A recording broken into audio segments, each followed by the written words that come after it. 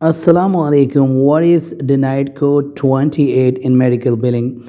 CO28 denied code in medical billing refers to coverage not in effect at the time the service was provided.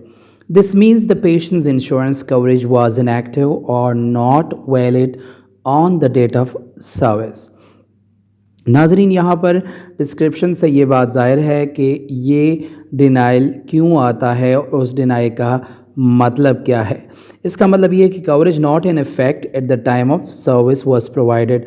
Coverage जो है उस time पे effective नहीं थी, यानी active नहीं थी जिस टाइम पे सर्विस प्रोवाइड की जा रही थी, या जिस टाइम पे सर्विस प्रोवाइड की गई थी उसी टाइम पे सर्विस जो है वो एक्टिव नहीं थी।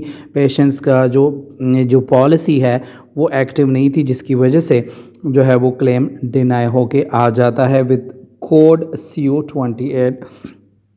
नाजरीन, अब इस डिनाइड का सलूशन क्या है, उनके लिए कौन कौन से प्रिकॉशंस ज़रूरी है कि ये डिनाई ना आए, और हमें हमेशा से ये कोशिश करनी चाहिए कि जो भी हम क्लेम बेचते हैं उसमें तमाम तर चीज़ों का प्रॉपर वेरिफिकेशन हो, उसका जायज़ा लिया जाए कि आपके पास जब क्लेम आप सबमिट करते हो इंश्योरेंस को, तो क्या उस टाइम पे इंश्योरेंस एक्टिव भी है कि नहीं है। मतलब जिस डेट को सर्विस प्रोवाइड की गई है तो आप उसके लिए एडवांस में एलिजिबिलिटी चेक करेंगे, ठीक है। अब हम आप लोगों के साथ एग्जांपल शेयर करते हैं एक्सपायर्ड इंश्योरेंस कवरेज। सिनेरियो क्या है? A patient visit a health care provider on March 10 2025 for a routine checkup. The provider submit the claim to the insurance company. अच्छा, ये कह रहे हैं कि पेशेंट जो है वो उसने हेल्थ केयर प्रोवाइडर को 10 मार्च 2025 को विज़िट किया रूटीन चेकअप के लिए।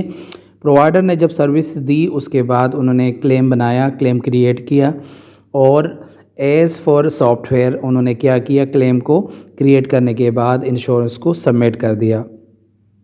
अब क्लेम डिनाइड तब होता है जब इंश्योरेंस एडजुडिकेट करता है, और इंश्योरेंस के पास जब क्लेम सबमिट हो जाता है वो एडजुडिकेट कर देता है, और उस डेट को जब इंश्योरेंस देखता है कि इस डेट पे ये पेशेंट एक्टिव नहीं है, द री insurance plan expired on February 28 2025 and was not renewed. अच्छा, ये जब डिनाई हुआ क्लेम तो उसमें ये बताया गया, जब चेक किया गया एलिजिबिलिटी को, जिसके मुताबिक जो है वो February 28 2025 को ये पॉलिसी एक्सपायर हो चुकी थी और पेशेंट ने उसको रीन्यूड नहीं की गई थी, दोबारा उसको रीन्यू नहीं की गई थी।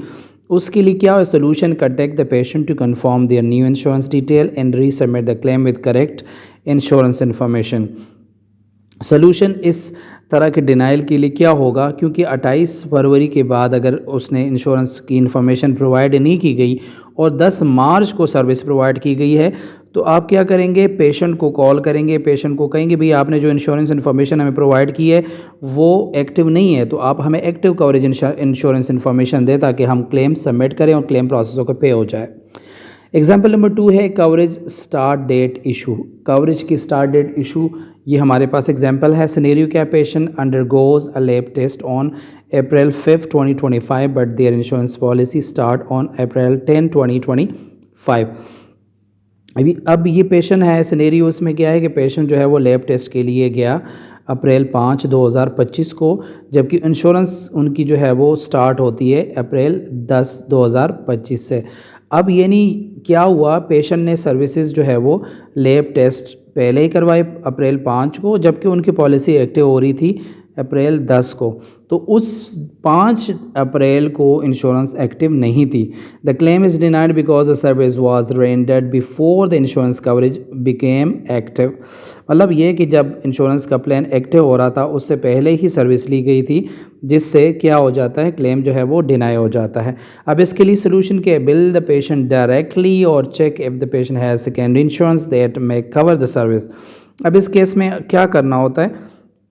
इस केस में ये करना होता है कि आप जो है पेशेंट को डायरेक्टली बिल कर लेते हैं, और पेशेंट्स जो है वो जब आप बिल करते हैं तो आप उनको रीज़न भी पहले बताएंगे। ज़ाहिरी बात है, जब स्टेटमेंट भेजेंगे तो उनसे कंफर्म भी करेंगे कि आपकी अगर कोई और इंश्योरेंस है तो तब हमें बताएं, या आप ख़ुद से चेक करें अगर पेशेंट का सेकेंडरी इंश्योरेंस है तो क्लेम उनको सबमिट कर दें, और उनको सबमिट करने के बाद आप देखें कि क्लेम जो है वो पे करता है कि नहीं करता।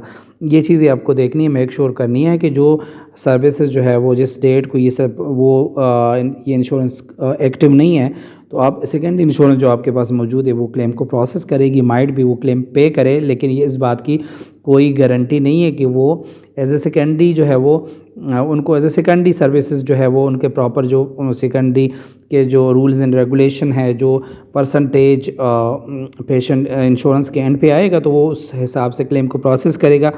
लेकिन माइट भी जो आपके पास है सेकेंडरी इंश्योरेंस हो वो आपने एलिजिबिलिटी चेक ना की और वो प्राइमरी इंश्योरेंस हो, क्योंकि जो इंश्योरेंस आपके पास 10 अप्रैल को एक्टिव हो रही है उस डेट में वो जो है वो ये जो सेकेंडरी इंश्योरेंस इन्फॉर्मेशन है ये एज ए प्राइमरी थी, और बाद में जब अप्रैल 10 को जब प्राइमरी इंश्योरेंस की इन्फॉर्मेशन प्रोवाइड की गई तो वैसे ही यूज़र ने या बिलर ने या डॉक्टर ने उनको एज ए सेकेंडरी कंसिडर कर दिया, आल्दो वो सेकेंडरी होगी नहीं होगी वो तो डॉक्टर ही जाने या पेशेंट ही जाने।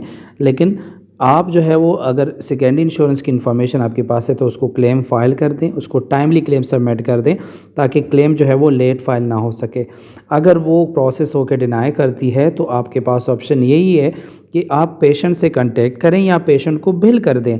अगर आप पेशेंट को कॉल करते हैं और पेशेंट कॉल अटेंड नहीं करता, रिस्पॉन्ड नहीं करता, आपको एंटरटेन नहीं करता आपके इस अब मसले को, तो आप क्या करेंगे, पेशेंट को बिल कर देंगे। जब पेशेंट को स्टेटमेंट जाएगा तो पेशेंट खुद ही आपको कांटेक्ट करने की कोशिश करेंगे और फिर वो अपना ज़ाहिरी बात है वो सोल्यूशन देंगे आपको कि भाई मैं तो बिल नहीं कर सकता लेकिन मेरी ये इंश्योरेंस है, आप इसको बिल कर दें, ठीक है, इसको बिल कर दें, ये आप जो ये क्लेम है इसको पे कर देगी। तो पेशेंट्स के इंटेंशन के मुताबिक वो क्लेम को आप सेंड करेंगे और प्रोसेस करवाएंगे। अगर पेशेंट कहता है ठीक है मैं पे करूँगा, मुझे पेमेंट प्लान बताएं या कोई और डिस्कशन होगी वो डॉक्टर के साथ या बिलर के साथ वो डिस्कस करेंगे और उसके बाद जो है फर्दरली एक्शन लिया जाएगा।